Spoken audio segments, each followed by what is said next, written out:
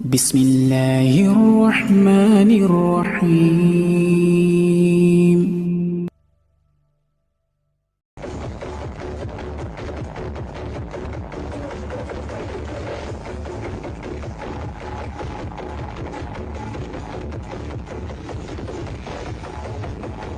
Korek berukuran besar dan mengeluarkan suara yang sangat keras. Akibatnya genteng dan kaca rumah milik salah satu warga Desa Wedusan Pati, Jawa Tengah ini rontok berjatuhan.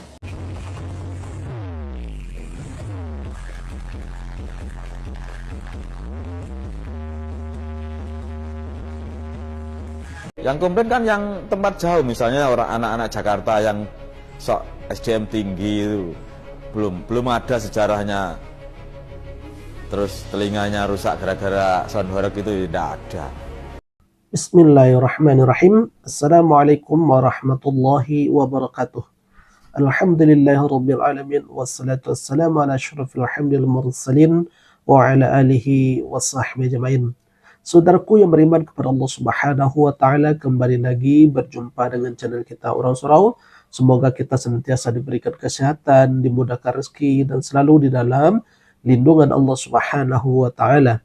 Baik saudaraku, beberapa hari belakangan ini, sudah 1 mingguan ini, lagi heboh dan lagi viralnya berkenaan dengan sound horeg, yang mana telah difatwakan, telah dikeluarkan fatwa oleh para ulama MUI maupun Bahsul Masail bahwa sound horeg itu haram. Namun ada yang menerima, ada yang tidak. Nah, kita ingin menyampaikan bahwasanya hari ini sepertinya apa yang disampaikan oleh ulama, fatwa-fatwa yang disampaikan oleh para ulama tidaklah begitu diindahkan oleh masyarakat. Padahal ulama berfatwa itu sudah sesuai dengan kajian mereka, bahwa mereka itu berfatwa bukan karena asal-asalan, melainkan telah mengkaji lebih detail. Mereka telah menimbang mana mafsadat dan mana maslahat. Tentunya sound horeg ini banyak sekali mafsadat yang ditimbulkan, seperti kaca-kaca pecah, genteng-genteng jatuh, kemudian fasilitas umum juga rusak demi ini sound horeg ini. Maka di sana kita ingin menyampaikan, di sana para ulama menyampaikan bahwa sound horeg itu telah ditetapkan oleh mereka itu adalah keharamannya sesuai dengan fatwa yang telah mereka sampaikan dan sesuai dengan fakta-fakta yang mereka telah kaji di lapangan. Saudaraku yang beriman kepada Allah Subhanahu wa taala, ada di antara pengusaha sound horeg itu mengatakan bahwasanya kapan majunya bangsa ini kalau hanya sound horeg itu diharamkan. Ingin kita sampaikan bahwasanya maju dan mundurnya sebuah negara itu bukan tergantung sound horegnya, dan bahkan negara-negara maju tidak menggunakan sound horeg sama sekali, dan bahwa majunya sebuah negara itu tergantung kebijakan pemimpinnya, bukan tergantung pada sound horegnya. Ada juga yang mengatakan, oh kalau ceramah emang tidak pakai sound. Memang di dalam ceramah pun mereka memakai sound, tetapi bukan sound horeg, melainkan adalah sound system yang mana tidak menimbulkan kegaduhan seperti halnya layaknya sound horeg. Saudaraku yang beriman kepada Allah Subhanahu wa taala, sebagai muslim yang baik, apa yang disampaikan oleh Rasulullah SAW dalam sebuah hadis yang diriwayatkan oleh Imam Bukhari, al-muslimuna man salimal muslimuna bil lisani wa yadihi. Orang muslim yang baik itu adalah orang yang muslim lainnya itu selamat dari gangguan lidah dan tangannya. Artinya apapun yang kita perbuat, baik dari perbuatan lidah maupun perbuatan tangan kita tuh hendaknya janganlah membuat orang lain merasa terganggu, bahwa orang muslim itu tidak akan mungkin mengganggu orang lain. Nah, ketika sound horeg ini adalah sebuah karya dari orang lain. Tentunya karya ini hendaknya janganlah mengganggu orang lain, mengusik ketenangan orang lain, mengganggu kenyamanan orang lain. Di dalam Islam itu sangat memperhatikan dari suatu hal yang kecil hingga suatu hal yang besar. Sebagai contoh, di dalam Islam ketika ada 3 orang yang berkawan, 2 diantaranya berbisik, maka itu tidak diperbolehkan. Kenapa? Karena khawatir akan menyinggung perasaan orang yang satunya lagi. Nah, begitu betul Islam itu menjaga perasaan, menjaga ketentraman, menjaga kenyamanan diri seseorang. Apalagi ini sound horeg ini dengan musiknya hingar-bingar tentunya akan mengganggu kenyamanan orang lain.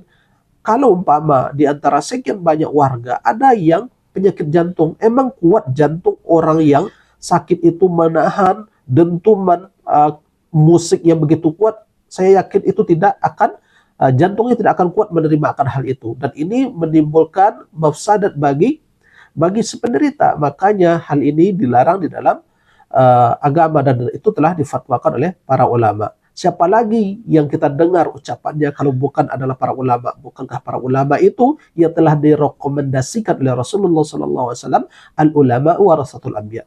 Ulama itu adalah pewarisnya para nabi. Maka dengarkanlah apa yang telah difatwakan oleh para ulama, karena mereka berfatwa tentu sudah mengkaji mana mafsadat dan mana maslahatnya. Barangkali ini yang bisa kita sampaikan, mudah-mudahan ini bermanfaat. Barakallahu fikum, subhanakallahumma bihamdika, asyhadu an la ilaha illa anta, astaghfiruka wa atubu ilaik. Wabillahi taufiq wal hidayah. Assalamualaikum warahmatullahi wabarakatuh.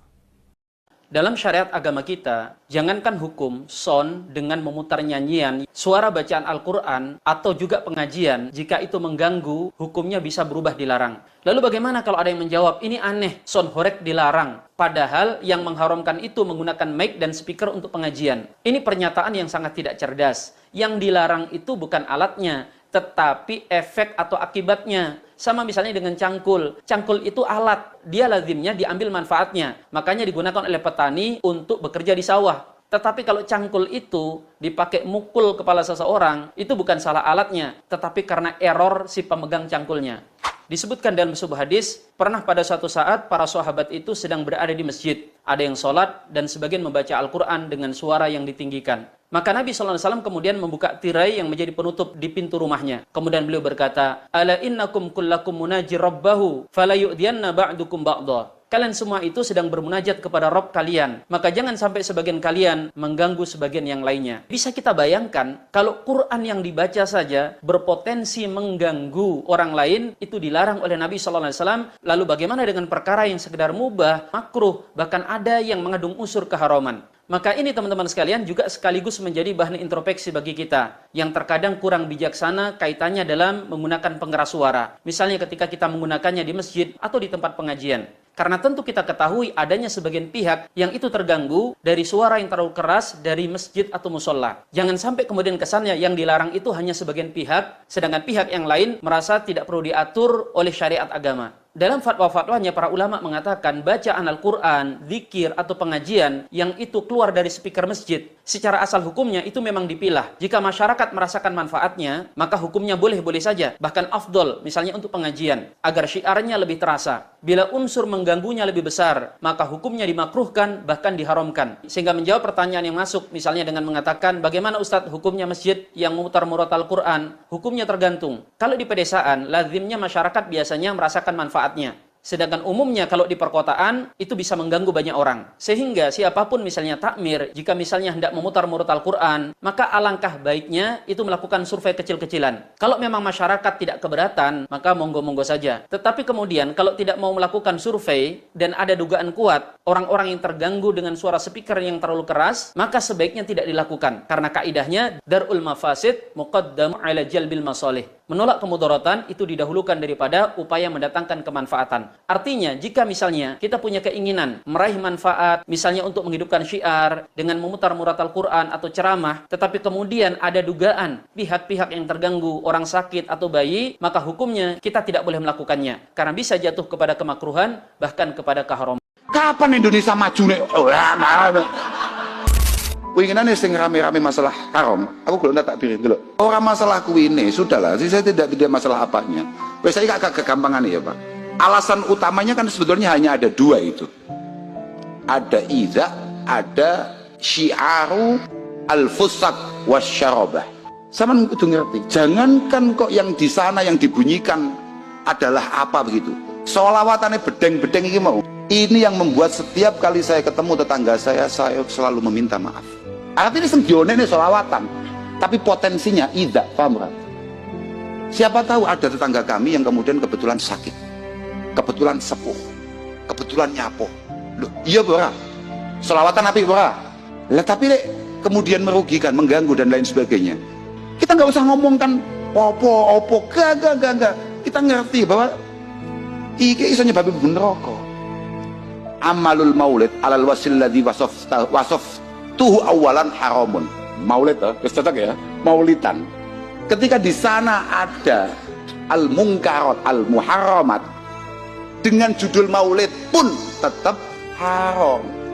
Wah, kena haram, haram, haram, haram. Kapan Indonesia maju nih? Haram, haram.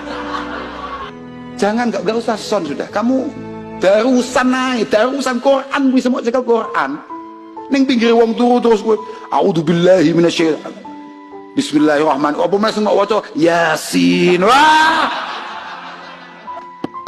Tatanane Allah Subhanahu. Wah, nyapa gak ngentaikan Nabi langsung sing duwe aturan Ulama hanya menyampaikan apa yang menjadi aturan-aturan syariat dari Allah Subhanahu wa taala yang disampaikan lewat Rasulullah, kemudian diterima oleh para sahabat, diterima oleh para tabi'in, atba'i tabi'in, ila akhirih sampai kita hari ini. Ketika kamu sudah menggunakan atribut ulama, maka kamu haram untuk mengatakan, maka kamu bahaya betul. Kalau kamu kemudian mengatakan bahwa kebiasaan-kebiasaan buruk tadi, tenang saja, tidak apa-apa, itu halal. Oh, tidak bisa, saudara. Buruk ya buruk saja. Bahwa kita tetap melakukan, itu beda.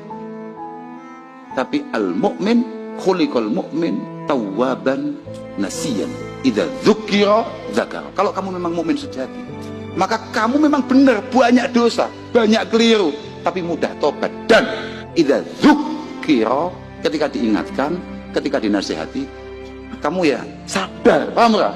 Oh iya. Alhamdulillahi rabbil alamin.